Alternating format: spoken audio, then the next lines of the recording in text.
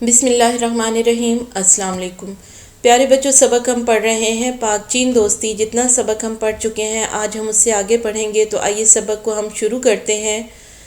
یہ وہی شہر ہے جس کا ذکر شاعر مشرق علامہ محمد اقبال رحمۃ اللہ علیہ نے اپنے ایک شعر میں یوں کیا ہے: ایک ہوں مسلم حرم کی پاسبانی کے لیے، نیل کے ساحل سے لے کر تاب خاک کے کاشغر۔ حرم کہتے ہیں خانہ کعبہ کو، پاسبانی کے معنی ہے نگہبانی، مسلم یعنی مسلمان۔ پیارے بچوں، نیل ایک دریا ہے جو دنیا کا سب سے لمبا دریا ہے، بہت بڑا دریا ہے۔ ساحل کنارہ، تا تک، بخاکے یعنی خاک مٹی کو کہتے ہیں۔ کاشغر چین کا ایک شہر ہے کاشغر، تو اس کی مٹی یعنی کاشغر کی جو سرزمین ہے وہاں تک۔ اس شعر کا لفظی مفہوم تو یوں بنتا ہے کہ تمام مسلمان جو ہیں حرم کی پاسبانی، خانہ کعبہ کی نگہبانی، حفاظت کے لیے نیل کے ساحل، دریائے نیل کے ساحل سے لے کر، کنارے سے لے کر تاب خاک کاشغر، چین کے شہر کاشغر تک جتنے بھی مسلمان ہیں سب ایک ہو جائیں۔ جی پیارے بچوں، اصل میں علامہ محمد اقبال جو ہیں رحمۃ اللہ علیہ ہمیں تمام مسلمانوں کو متحد ہونے کا درس دے رہے ہیں۔ اس شعر میں وہ مسلمانوں سے کہہ رہے ہیں کہ تمام مسلمان خانہ کعبہ کی نگہبانی کے لیے ایک ہو جائیں، متحد ہو جائیں، اکٹھے ہو جائیں، تاکہ اسلام کو سربلند کر سکیں اور دنیا کی ترقی یافتہ قوموں کے شانہ بشانہ کھڑے ہو سکیں۔ یہ شاہراہ دونوں ملکوں کے درمیان تجارت کا ذریعہ ہے۔ جی پیارے بچوں، یہاں پہ کون سی شاہراہ کی بات ہو رہی ہے؟ شاہراہ کہتے ہیں بہت بڑی سڑک کو۔ ہم پچھلے لیکچر میں شاہراہ قراقرم کے بارے میں یا شاہراہ ریشم کے بارے میں پڑھ چکے ہیں۔ شاہراہ ریشم کو ہی شاہراہ قراقرم بھی کہتے ہیں، کیونکہ یہ کوہ قراقرم جو پہاڑ ہیں قراقرم، ان کو کاٹ کر بنائی گئی ہے۔ یہ شاہراہ پاکستان کو چین سے ملاتی ہے، اور اسی شاہراہ یعنی اسی سڑک کے ذریعے دونوں ممالک میں تجارت ہوتی ہے۔ اپنی بلندی اور بناوٹ کی وجہ سے اسے دنیا کا 8واں عجوبہ کہا جاتا ہے۔ اسے دنیا کی بلند ترین شاہراہ ہونے کا اعزاز بھی حاصل ہے۔ عجوبہ یعنی ایک عجیب چیز کہا جاتا ہے، اعزاز حاصل ہے، مقام حاصل ہے، مرتبہ حاصل ہے۔ یہاں پہ دیکھیے بچوں کس طرح سے پہاڑوں کو کاٹ کر یہ سڑک بنائی گئی ہے، اور اس کی بناوٹ کیسی ہے، اسی وجہ سے تو اسے دنیا کا 8واں عجوبہ کہتے ہیں۔ یہ ایک طویل پہاڑی سلسلے کو کاٹ کر بنائی گئی ہے۔ اس کی تعمیر کا آغاز سن 1958 میں کیا گیا۔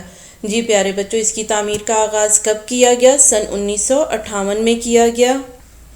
ہزاروں پاکستانی اور چینی انجینئروں اور مزدوروں نے دن رات محنت کر کے شاہراہ ریشم کی تعمیر کا کام سن 1978 میں مکمل کیا۔ جی پیارے بچوں، لوگ اسے شاہراہ ریشم کہیں یا شاہراہ قراقرم، لیکن حقیقت یہ ہے کہ پاکستان اور چین کے لیے یہ شاہراہ دوستی کا درجہ رکھتی ہے۔ جی پیارے بچوں، اس شاہراہ کو جو بھی نام دیا جائے، چاہے ہم شاہراہ ریشم کہہ لیں یا شاہراہ قراقرم کہہ لیں، لیکن حقیقت یعنی اصلیت یہ ہے، اصل بات یہ ہے کہ یہ دونوں ممالک پاکستان اور چین کے درمیان میں ایک دوستی کا درجہ رکھتی ہے، دوستی کا مقام رکھتی ہے۔ اس شاہراہ کی کل لمبائی 1300 کلومیٹر ہے۔ اس کا 806 کلومیٹر حصہ پاکستان میں اور 494 کلومیٹر چین میں ہے۔ جی پیارے بچوں، اس شاہراہ کی کل لمبائی کتنی ہے؟ 1300 کلومیٹر، اور اس میں سے پاکستان میں کتنا حصہ ہے اور چین میں کتنا حصہ ہے؟ تو پاکستان میں 806 کلومیٹر ہے، جبکہ چائنا میں جو ہے 494 کلومیٹر یہ شاہراہ ہے، یہ سڑک ہے۔ پاک چین دوستی کو مزید مضبوط کرنے کے لیے دونوں ملکوں کے درمیان 5 جولائی سن 2013 کو پاک چین اقتصادی راہداری یعنی پاک چائنا اکنامک کوریڈور کی تعمیر کا معاہدہ ہوا۔ اقتصادی کے معنی ہے مالی، معاشی، راہداری یعنی گزرنے کا راستہ۔ جی پیارے بچوں، دونوں ممالک کی دوستی کو مضبوط کرنے کے لیے اور کیا کیا گیا؟ ایک معاہدہ دونوں ممالک کے درمیان ہوا، ایک ایگریمنٹ ہوا جسے پاک چین اقتصادی راہداری یا پھر پاک چائنا اکنامک کوریڈور کہتے ہیں۔ 46 ارب ڈالر کا یہ معاہدہ ہماری اقتصادی تاریخ کا سب سے بڑا معاہدہ ہے۔ ہماری اقتصادی یعنی مالی معاشی تاریخ کا سب سے بڑا معاہدہ ہے، ایگریمنٹ ہے دونوں ممالک کے درمیان، اور یہ پاکستان کی تاریخ کا سب سے بڑا ایگریمنٹ ہے۔ اس منصوبے کے تحت صوبہ بلوچستان میں واقع گوادر کی بندرگاہ کو چین کے علاقے کاشغر سے سڑک اور ریل کے ذریعے ملا دیا جائے گا۔ اس منصوبے کے تحت کیا ہوگا کہ بلوچستان میں واقع یعنی بلوچستان میں جو ایک بندرگاہ ہے گوادر، اس کو چین کے علاقے کاشغر سے سڑک اور ریل کے ذریعے ملایا جائے گا، یعنی ایک سڑک بنائی جائے گی جو کہ پاکستان کے علاقے گوادر سے لے کے بندرگاہ گوادر سے لے کے چین کے شہر کاشغر تک جائے گی۔ اس سڑک سے چین کو بھی بہت زیادہ فائدہ ہونے والا ہے، کیونکہ چین کے پاس اپنی کوئی بندرگاہ نہیں ہے، کوئی پورٹ نہیں ہے تجارت کے لیے۔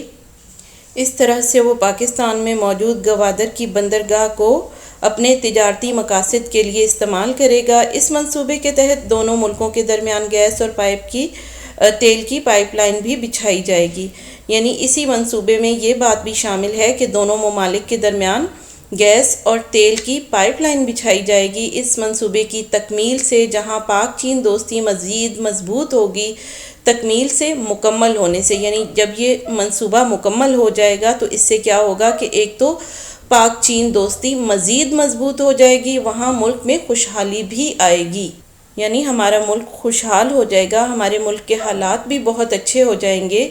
اس سے عام لوگوں کی زندگی بدل جائے گی، انہیں روزگار کے زیادہ مواقع ملیں گے، روزگار کے، روزی کمانے کے، پیسہ کمانے کے مواقع زیادہ ملیں گے۔ یہ منصوبہ پاکستان کے تمام صوبوں کے لیے مفید ثابت ہوگا، یعنی مفید، فائدہ مند۔ اس منصوبے سے پاکستان کے تمام صوبوں کو ہی فائدہ ہوگا۔ سبق ہم نے پڑھا پاک چین دوستی، سبق ہمارا مکمل ہو چکا ہے۔ آج کا لیکچر ہمارا یہیں پہ ختم ہوتا ہے۔ اللہ حافظ۔